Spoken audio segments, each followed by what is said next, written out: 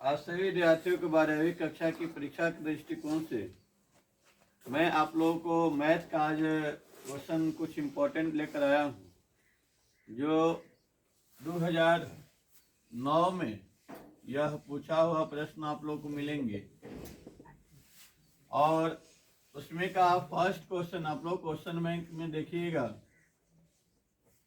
मैं question bank का आप लोग को सॉल्यूशन करूँगा और मैथ से आप लोग हतोत्साहित नहीं होंगे। केवल आप लोग यूनिट ईयर्स का प्रीवियस ईयर्स का क्वेश्चन आप लोग सॉल्व कर लेते हैं तो मैथ में आप लोग को उसी टाइप का प्रश्न पूछे जाएंगे। जैसे आपको मैं फर्स्ट क्वेश्चन इसमें का देखता हूँ, क्वेश्चन में का 2009 का कह रहा है क्या कि एक्स जो है एक्स ऑपरेशन, इसको ऑपरेशन पढ़ते हैं, x operation y equal to x operation y equal to 1 plus 12x plus x y है for all x belongs to y, x comma y है, sorry x comma y belongs to q, q means होता है rational number है। तो आपको बताना क्या है कि दो ऑपरेशन 3 पर वैल्यू क्या होगा, दो ऑपरेशन 3 पर वैल्यू क्या होगा। तो ध्यान देंगे बाबू, यह क्वेश्चन इस टाइप का आपका बोर्ड एग्जाम में आपको फिक्स है कि एक क्वेश्चन 1 नंबर का पूछेगा ही, एकदम 100% इस पर गारंटी है एकदम बिल्कुल। इस टाइप का एक ऑपरेशन से संबंधित प्रश्न एकदम बिल्कुल आप लोग को पूछेगा ही, इसमें ऐसा नहीं है कि आपको नहीं पूछेगा। चलिए तो मैं ऑपरेशन करना शुरू करते हैं। ठीक है, हमारा क्या है सवाल का ऑपरेशन कैसे किया जाता है भी देख लीजिए आप लोग। 2 3 जैसे हम क्योंकि ऑपरेशन जो करना है वह 2 3 पर करना है, 2 ऑपरेशन 3 पर। तो यानी कहने का मतलब x के जगह पर 2 और y के जगह पर 3, 1 प्लस 12 और x के जगह पर हमारा हो जाएगा क्या, देखिए x के सामने वैल्यू क्या है 2 है, फिर यहाँ पर हमारा क्या है x y है तो x के जगह पर 2 होगा, y के जगह पर 3, ऑपरेशन काम खत्म।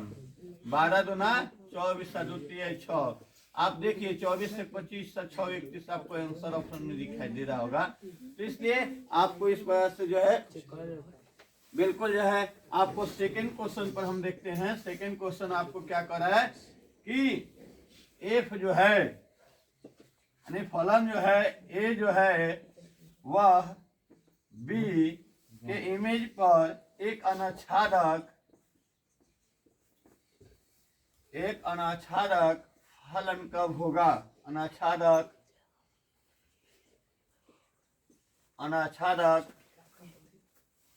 फलन होगा यदि डैश है। तो कहने का मतलब है क्वेश्चन को पहले समझिए क्या कह रहा है, यह शर्त है और शर्त से भी संबंधित आपको एक क्वेश्चन जरूर फलन से पूछेगा। यह भी आप लोग को मैं बता रहा हूँ कि 100% माइंड में रखिएगा कि फलन से संबंधित एक शर्त से आपको प्रश्न बोर्ड एग्जाम में पूछेगा।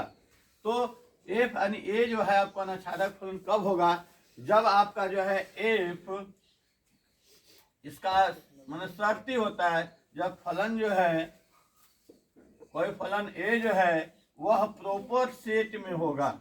वह क्या चीज में, इसको हम बोलते हैं प्रॉपर सेट। आप लोग सेट पढ़े होंगे 11th में, तो यह प्रॉपर सेट में जब होगा if A proper set B होगा तो वह फलन जो है एक अनाच्छादक फलन होगा। तो इसको आपको कंप्लीट रिमेम्बर राइट करना होगा, ठीक है, यानी याद करना होगा, इसको लिख भी लेना होगा आप लोग को इस शर्त को। ठीक है, अब आपको मैं बता रहा हूँ, आज मैं जैसे जैसे आपको क्वेश्चन बताऊंगा एकदम बोर्ड एग्जाम में इम्पेक्ट करेगा उसी टाइप का आएगा। खाली अब यहाँ पर मान लीजिए आपको यही ऑपरेशन जो हमने बनाया है, अब यहाँ पर आपका फलन दे देगा डिफरेंट, एक्स और वाई का मान दे देगा अलग, तो आप क्या उससे घबराइएगा नहीं। आप देखिए कि उस सवाल में कहाँ एक्स है कहाँ वाई है, बस वहां पर पुट करिए, जोड़ कहेगा तो जोड़ करिएगा, घटाव कहेगा तो घटाव करिएगा, गुना कहेगा तो गुना और भाग कहेगा तो भाग, यानी जो प्रोसेस में डालेगा वही प्रोसेस से आप उसका ऑपरेशन काम करके ऑपरेशन करके काम खत्म कर दीजिएगा, ठीक है। और ये शर्त है, तो शर्त में आपको फलन में 4-5 शर्त है, उसको आप लोग याद करिएगा तो आपका 1 नंबर कंप्लीट हो जाएगा। क्या क्या चीज़ का? एक फलन, एक छादक फलन, अनेक फलन। ये ही आपको जो फलन का 4 प्रकार होता है, उसी पर आपको ये कंप्लीट शर्त भी देता है और उसी से आपको एक ऑब्जेक्टिव देता है। चलिए तीसरा प्रश्न में बहुत आप लोग समय नहीं लूंगा क्योंकि समय बहुत कम है और समय को देखते हुए आप लोग को इसको सवाल को कंप्लीट करना है। एकदम इस टाइप का, इससे आपको ज्ञात क्या करना है? परिसर परास ज्ञात करना है। परास क्या होगा? परास क्या होगा? अब मैं बता रहा हूँ, परास से संबंधित एक आपको फिक्स है कि क्वेश्चन पूछेगा बोर्ड एग्जाम में। अब यहाँ पर आपको कोई भी क्वेश्चन दे सकता है, ये रूट में नहीं दे सकता है, विदाउट रूट में भी दे सकता है, गुणनफल में भी दे सकता है, घात में भी दे सकता है, a + b + c के होल स्क्वायर पर भी दे सकता है, a - b का होल स्क्वायर पर भी दे सकता है। तो जब भी आपको परास कहे तो किसी भी प्रकार का फलन हो रूट के अंदर, उसको 0 के बराबर करिएगा। किसके बराबर करिएगा?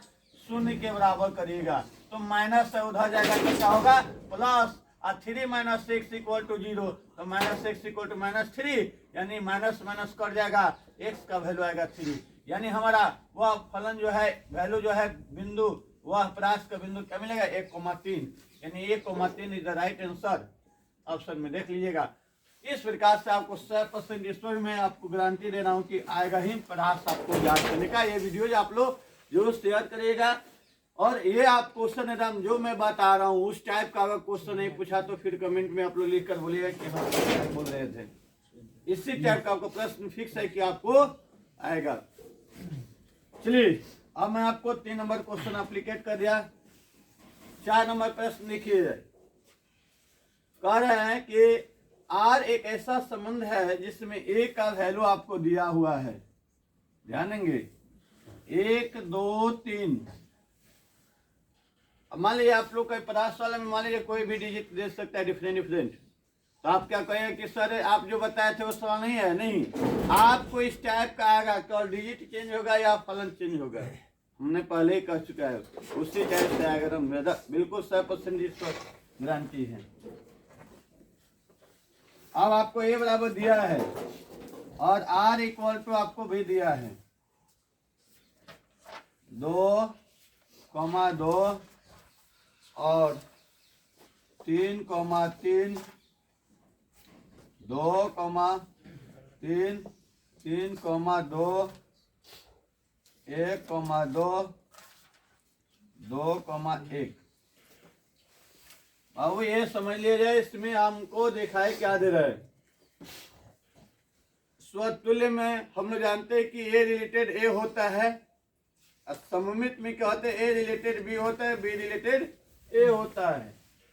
तो हम अगर स्वतुल्य की शर्त पर पहुंचते हैं, स्वतुल्य की शर्त पर पहुंचते हैं तो स्वतुल्य में हमको एक एलिमेंट चाहिए तब तो स्वतुल्य होगा, क्योंकि इसमें 2, 2 है, 3, 3 है, 1, 1 है। 1, 2, 3, 3 एलिमेंट है, गौर से देखेंगे और तीनों शर्त पे जांच करेंगे। स्वतुल्य के लिए चाहिए कि हमारे तीनों एलिमेंट इक्वल हो, A, B और C। A related A, B related B, C related C। ये हमारा इक्वल चाहिए। समित के क्या होता है? A related B, B related A। तो देखिए हमारा सममित दिखाई दे रहा है, क्योंकि 2, 3 है तो 3, 2 है, 1, 2 है तो 2, 1 है ना। तो हमारे इसमें स्पष्ट दिखाई दे रहा है उसके अकॉर्डिंग टू कैसा संबंध है। तो इसको हम लोग बोलेंगे सममित और स्वतुल्य दोनों है, तो इसको संक्रामक बोल सकते हैं, तुल्यता बोल सकते हैं। इसमें संक्रामक ही बोलेंगे इसको, क्योंकि आपको इसमें स्वतुल्य और ये दोनों सम्मिलित हो चुका।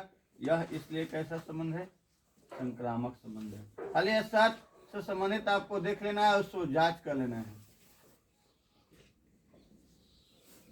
5वां प्रश्न आपको क्या कह रहा है कि f(x) = 2x प्लस 3। तो आपको एफ यूनिवर्स यानी प्रतिलोम फलन ज्ञात करना है। एकदम बिल्कुल इस टाइप के भी जिसमें 100% मुहर लग जा रहा है, एकदम बिल्कुल उस टाइप का क्वेश्चन नहीं भी करेगा, एकदम बिल्कुल गारंटी है। आप लोग इस बात पर ध्यान देंगे। अब ये समझिए हम लोग 1 अंक 2 अंक 3 अंक का चौथा अंक के लिए हाजिर होने जा रहे हैं, फिक्स है। अगर है 7 वाला भी याद आप लोग कर ले, सब के लिए सम्मित और संक्रामक, तो इससे भी एगो आपको फिक्स है कि देबे करेगा, में कोनो दुमत नहीं है। इसलिए आप लोग जितना बता रहे हैं, अब आपको जब भी प्रतिलोम फलन ज्ञात करना होगा तो आप उसका कंटेंट जानिए, कैसे उसका कंसेप्ट है, वह कंसेप्ट को आप लोग समझिए। तो जो भी आपको एफ का वैल्यू दिया होगा उसको हम वाई का बराबर मानेंगे। किसके बराबर मानेंगे बाबू? वाई के बराबर, ठीक है। तो वाई के बराबर मान लिया हमने। अब इससे हम x का वैल्यू ज्ञात करेंगे। तो 2x प्लस है, हम लोग बहुत पहले क्लासों में पढ़े होंगे। ये प्लस है, उधर जाएगा तो माइनस में होगा, यानी आधे से इसके हो जाएगा तो माइनस में होगा। अब देखिए अंश में है, इधर आएगा तो हर में होगा, यानी कि बटा 2, यानी हमारा if universe x equal to वाई के जगह पर हमारा x होगा और बटा 2। अब इस प्रकार से हमारा स्पष्टीकरण दिखाई दे दिया, यानी हमारा यह जो होगा इस प्रकार से। अब आपको इस प्रकार से अब कुछ भी दे सकता है, यहाँ फलन आपको कोई भी दे सकता है। आप ध्यान देंगे कि जो फलन दिया है उसको y के बराबर मानकर x का मान ज्ञात कर लेना है, और जो हम y के रूप में हम वैल्यू प्राप्त करेंगे x के, वहां पर x पुट करके वह जो हमारा होगा व्युत्क्रम फलन होगा, यानी कि हम प्रतिलोम फलन होगा। उसको हम क्या बोलेंगे? प्रतिलोम फलन। अब चलिए आपको 6 नंबर एकदम बिल्कुल इस प्रकार से भी क्वेश्चन नहीं पे करेगा, 100% का मुहर लागल है। देख लीजिएगा आप लोग, इस वीडियो को बचा कर रखिएगा परीक्षा तक। और अवकल समीकरण आपको दिया हुआ है d2y और dx² प्लस 2 इंटू dy बटा dx power 3 9y equal to 0। ये बिल्कुल इसका आपको बताना है कोटि क्या होगा, या आपको बोर्ड एग्जाम में पूछ सकता है घात क्या होगा, तो आप क्या कहिएगा? तो कोटि के लिए आपको क्या करना होगा सो समझिएगा।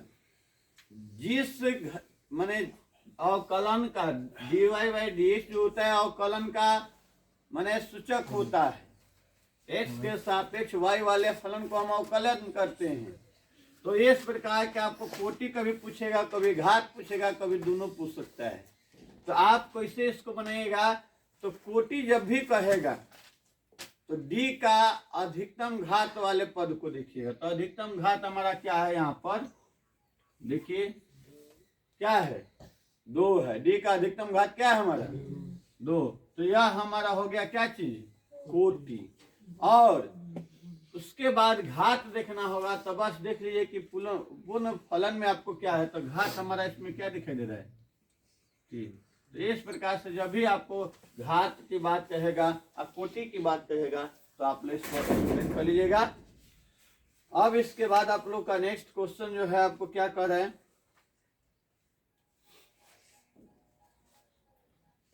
अवकलन समीकरण से गुजरने वाली बिंदु का अवकल समीकरण क्या होगा? मूल बिंदु से गुजरने वाली रेखा समूह का अवकल समीकरण क्या होगा?